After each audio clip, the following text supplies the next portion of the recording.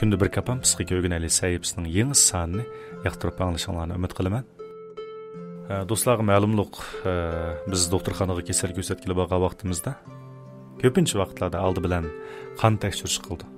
Qon tekshirgandan keyin bizningki diagnoz qog'ozimizga qarasak, bizning qon tipimiz ustida bir burjak yeziqliq. Ya'ni A qon tipi, B qon tipi, O qon tipi, AB qon tipi deb shu 4 xil qon tipi dunyoda keng tarqalgan. Nurg'un do'stlarimiz shu qon tipiga munosabatli bir qism savodlarni, bilimlarni anglagan bo'lishi mumkin. Yine türlük tümen tadqiqatlarda, türlük tümen ilmi maqolalarda shu qon tipi bilan xarakterning munosabati haqidagi har xil yozmalar bor, har xil maqolalar bor. A qon tipli odamning mijozi qanday bo'ladi, B qon tipli odamning mijozi qanday bo'ladi degandek, mana bu shunday qon tipi bilan xarakterning munosabatini tadqiq qilish burundan taga hozirgacha davomlashib kelayotgan muhim bir tadqiqot. Undaq bo'lsa, rostilla shu qon tipi bizningki xarakterimizni belgilamdigandir. Qadimki Yunonliq Tevip Hippokrat xilit ta'limotini o'tirg'a qo'ygandan boshlab 2000 yildan ortiq vaqtdan keyin qon tipininki rasmiy bayqilishigacha, ya'ni Yaponiyada taralgan qon tipininki xarakterini belgilaydiganligi to'g'risidagi ko'z qarashlargacha qon tipi bilan xarakterning munosabati izchil holda kishilarga avorchilik tug'dirib, nurg'un olimlarningki uzluksiz tadqiq qilishiga ilhom berdi. Olimlar kuchli isbotlar bilan qon tipi bilan xarakterning munosabati bor yo'qligini tepib chiqmoqchi bo'ldi. Bu jarayonda har xil fan va har xil iqimlar o'ttirsida nazariyaviy talash-tortishlar va nurg'un qiziqarli tajribalar borliqqa keldi. Undaqda qonning antigen shakli ifodalashidan paydo bo'lgan irsiyat holati rostilla insonning xarakterini belgilamdi. Buni tushunishdan avval biz shu xilit ta'limot haqidagi bir qism mazmunlar haqida do'stlar bilan o'rtoqlashib o'taylik. Burundan konularninki xarakter, mijoz xarakter taqdirini belgilaydi deydigan bir gaplar bor. Buningdan xarakterninki inson hayotiga bo'lgan ta'sirining intayin zo'r ekanligini ko'rib olamiz. Dal shu sababdan kishilar nihoyat burunla xarakterini belgilaydigan xilma-xil omillarga diqqat qilishga boshlagan hamda uni badanga qaratgan. 2500 yildan ko'proq vaqt burun qadimgi Yunonda bir qo'rqmasam izdinish ro'yiga boy bo'lgan bir tevib bo'lib, ismi Hippokrat. U o'tirg'a qo'ygan xilit ta'limoti tan bilan xarakter o'rtasidagi munosabat haqidagi eng burungi nazariya edi. Bizningki shu Uyg'ur tibobatidami xilit ta'limotiga munosabatlik uchurlar xili ko'p. Teviblar shu xilitga asosan bemorga dori berdi. Xilitga asosan bemorninki mijoziga hukm qiladigan ahvollar xili ko'p. Uzun yillik tibobatninki tadqiqotlari jug'ilib, tajriba saboqqa ega bo'lgandan keyin shu xilit ta'limotininki kasal ko'rishda nihoyat unumli bo'lgan bir ta'limot ekanligini bayqagan. Yana shu xilit ta'limotida odam badanida 4 xil xilit bor. Tibobatdan xabari va do'stlar buni yaxshi bilishi mumkin. Bular ayrim-ayrim holda qon, balg'am, sapra va savdo qatorliqlardan iborat. Bu 4 xilitninki o'xshamagan odamlarning badandagi nisbati o'xshash bo'lmaganlikdan odamning xarakteridagi farq kelib chiqadi deb qaraydi. Qon xilitli kishilar muhitning o'zgarishiga asosan moslasha oladi. Muhitning o'zgarishiga osonla moslasha oladi. Xamilyonga o'xshash muhitga beqib ish ko'rishni biladi. Munosabatga nihoyat mayr, ijtimoiy aloqaga nihoyat usta hamda zehniy kuchi nihoyat urg'ib turadi. Unumi yuqori, ammo qiziqishi nihoyat tez o'zgaradi. Bir umr o'zgarmaydigan turmushga asan bardosh qilib berolmaydi. Amdikisi bo'lsa, shu balg'am xilitli kishilarning inkosi bir qadar ostika, ammo intayin jimg'ur, asan hayajonlanmaydigan ham ochiqlanmaydigan, ham hissiyotni osonlikcha oshkorlamaydigan bo'ladi. Tamkin, ammo jonliq emas. Sapra xilitli kishilar asan hayajonlanadi. Asan ochiqlaydi hamda qizg'inlikqa to'lgan bo'ladi. Hatto o'zini kontrol qila olmaydigan bo'ladi. Ish qilganda bak kuchaydi, ammo o'zininki iqtidorini bak oz o'ylashadi. Tirishchanlik ko'rsatgan, ammo nishoniga yetolmagan chaqda bir mazgil tushkunlashib ketadi. Savdo xilitli kishilarning intayin kuchli kayfiyat aloyligi bo'ladi. Kichik ishlarmi kayfiyatiga intayin kuchli ta'sir ko'rsatadi hamda bu ta'sir uzungacha davomlashadi. Ularning ko'pinchisi yolg'iz bo'lib qiyinchilikqa uchragandimi kaskin hal qilinmaydi. keyingi ilmiy tadqiqotlar Hippokratninki xarakterining kelib chiqish ko'z qarishininki xatoligini isbotlagan bo'lsa-mu, ammo u o'tirg'i qo'ygan xarakter turlarininki nomi va turga ayrilishini keyingilar davomli qo'llanib keldi. Undaq bo'lsa, shu qon tipining bayqilishi va paydo bo'lish sababi zodi qachondan boshlangan? Bu vaqtdagi tadqiqot qachondan boshlangan? 2000 yildan ko'proq vaqt o'tib ketdi. Sansızlagan olimlar ömürlük zihnini xilit, qon suyuqligi, mizaj, mijoz tadqiqotiga sarf qildi. 1901-yilga kelganda Avstriya Vina universitetidagi Karl Landsteiner eng dastlabda ABO qon tipi sistemasini bayqab, odam badanida aylanadigan qon suyuqligini eng ilmiy asosda turlarga ayirgan. Keyingi tadqiqotlar insonlarda asosli ko'riladigan qon tiplarini A tip, B tip, O tip va AB tipdan iborat 4 xil turga bo'lgan. Bu 4 xil qon tipininki kelib chiqish sababiga qarata olimlar intayin qiziqarli yakun chiqargan. O tipli qonninki tarixi eng uzun bo'lib, taxminan milodiydan burunqi 60 mingchi yildan milodiydan burunqi 40 mingchi yillar oraliqiga to'g'ri keladi. Ayni chog'da o qon tipli odamlar o't cho'p, qurt qo'ng'izlarni, hatto yovvoyi hayvonlar yeb eshib qolgan narsalarni yegan. 40 ming yil burunqi Kiro-Magnon odamlar davriga kelganda ondan ovchilik qilib hayot kechirgan. Nayta tezla ular barliq yovvoyi hayvonlarni ovlab tugatgan. Ondan Afrika qit'asidan Yevropa va Osiyo qit'asiga ko'chgan. Atipli qonning kelib chiqish vaqti sal keyin bo'lgan. Taxminan milodiydan burunqi 25 minginchi yildan milodiydan burunqi 15 minginchi yilgacha oraliqqa to'g'ri keladi. Bu vaqtda dehqonchilik barliqqa kelgan. Bizningki ota-bobolarimiz ziraat terishni o'rgangan. Shuning bilan ular teriqchilik madaniyatini keng ko'lamda kengaytgan. Shuning bilan birga hayvonlarni ko'ndirgan. Bu vaqtda A qon tipli kishilarning iste'mol qurilmasida nihoyat cho'ng o'zgarish bo'lgan. Bularningki yashagan rayoni ko'p qismi hozirgi G'arbiy Yevropa va Yaponiyaga to'g'ri keladi.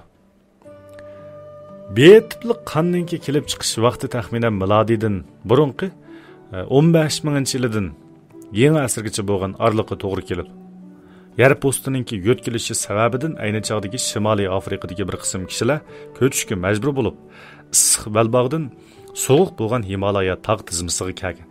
Klimatninki zo'r darajada o'zgarishi B qon tipininki paydo bo'lishini ilgari surgan. Hamda ularni boshqalarga o'xshamaydigan qon tipi xarakter alaydikiga ega qilgan.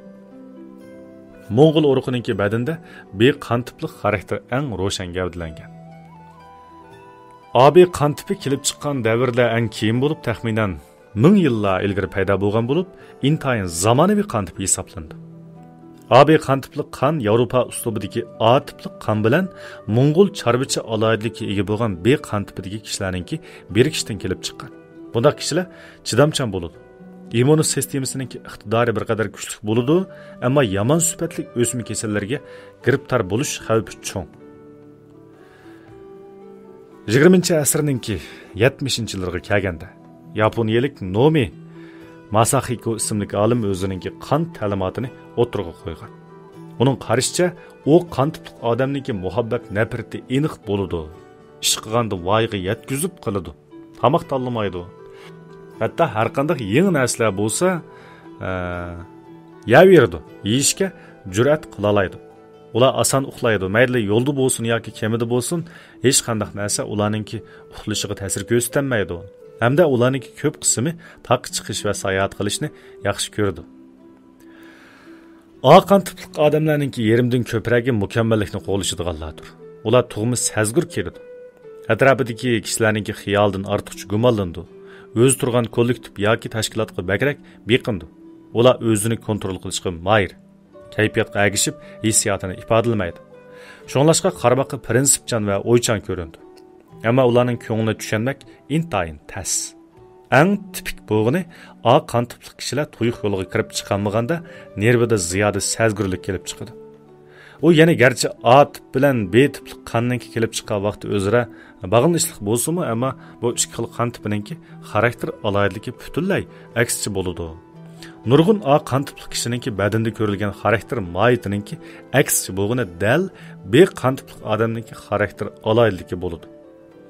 A qan tipliq odamningki boshqalarning kayfiyatiga ko'ngil bo'lishiga selishtirsak, B qan tipliq odamni aniqla bu jihatga ancha bak pisand qilmaydi. Ularningki mustaqillik xarakteri bir qadar kuchli. O'ziga ishonadi deb o'tirg'i qo'ygan. AB qan tipi intayin ro'shan oldiki qo'sh xarakter aloyidlikka ega. Ular bir tarafdan intayin sovuq ko'rindi. İşlarni analiz qilishi intayin o'rinliq bo'ladi. Ammo ular nihoyatda tezla kayfiyatini kontrol qila olmaydi. Kayfiyati turaksiz bo'ladi. Ular turmushda kichik nuqtalarga nihoyatda e'tibor beradi. Jamiyat faoliyatlariga angliq qatnashadi hamda o'zining iqtidoriga loyiq xizmatga erishishni orzulaydi. Undaq bo'lsa biz shu qan tipi munosabatlikni nihoyatda ilmiy bo'lgan sistemalik bayonlarni o'rtoqlashib o'tdik. Zadir aslında şu qan tipi xarakterini belgilandigandi. Psixologiya nuqtasini aytganda, xarakter odamninki muqimlashgan xosligininki psixik aloyidligini ko'rsatadi. U odamninki amaliyotga tutgan pozitsiyasi va qilmishi shaklda ifodalandi. O'xshash bo'lmagan pozitsiya va qilmish shaklining birlashishi odamni boshqa odamlarninki xosligidan farqlanadigan xarakterni shakllantirdi.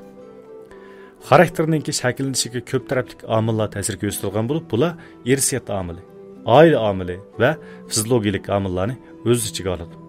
Ammo qan tipi omilni o'z ichiga elish ommasligi texnicha aniq emas. Garchi qan tipi xarakterni belgilaydiganligi to'g'risidagi ta'limotninki Yaponiyadagi ta'siri bak cho'ng bo'lsa-mu, ammo ba'zi yaponiyalik psixologlar qan tipi va xarakterninki munosabatini tadqiq qilgandan keyin ikkisining o'rtasida munosabat yo'qligini, agar bor deyilsa, sınaq qılınğuchininki o'zining psixikalik bishoratidan paydo bo'lgan intayin ojiz bir munosabati borligini bayqagan. Yana sınaq qılınğuchi qan tipi xarakter ta'limotining ta'siriga uchrab, o'zida shundoq xarakterni shakllantirmoqchi bo'lgan. Masalan, u qan tiplik bir odam, u qan tiplik odamning aloyidligini bilganligi uchun shu jihatdan taraqqiy qilish uchun o'ziga qattiq talab qo'ygan hamda bora-bora o'zining xarakterini u qan tiplik kishilarningki o'rtaq xarakterga mos qilib ko'ndirgan. Haqiqiy munosabat o'ziga psixikalik bishorat berish sababidanmi? Bu nihoyatda nurg'un psixologlarni afsuslantirgan. Shuning bilan olimlar tajribani g'arbga yo'tkagan. 1964-yili Amerikadagi bir donliq ilmiy jurnalda bir necha psixolog bir ilmiy maqola e'lon qilgan bo'lib, uning mazmuni ularningki 500 dan ko'proq italiyalik odamlarga ib bo'lgan 16 turli xarakter sınığı bo'lib, buning ichidagi faqat bir turla AB O qan tiplari bilan ko'rinarlik munosabatlik chiqqan. Hamda B tip A tip bilan O tipga qaraganda bakrak muloyim chiqqan. Bu tajriba natijasi qan tipi ta'limoti o'ttirib qo'ygan nazariya bilan dal aksi chiqqan. Keyin yana nurg'unlagan psixologlar o'xshamagan davlatlardagi kishilarga qarata nurg'un xarakter ko'rsatkish sinaq tajribalarini yapgan. Eng oxirgi yakun shuki, A, B, O qan tiplarininki xarakteri bilan munosabati yo'q. Shunda qilib, burunqi qan tipi xarakter ta'limoti uzil-kesil ag'dirildi. Xo'sh do'stlar, bugungi mazmunda balkim do'stlarimiz shu qan tipi bilan xarakterining munosabatininki qanday ekanligini yaxshi tushungan bo'lishi mumkin.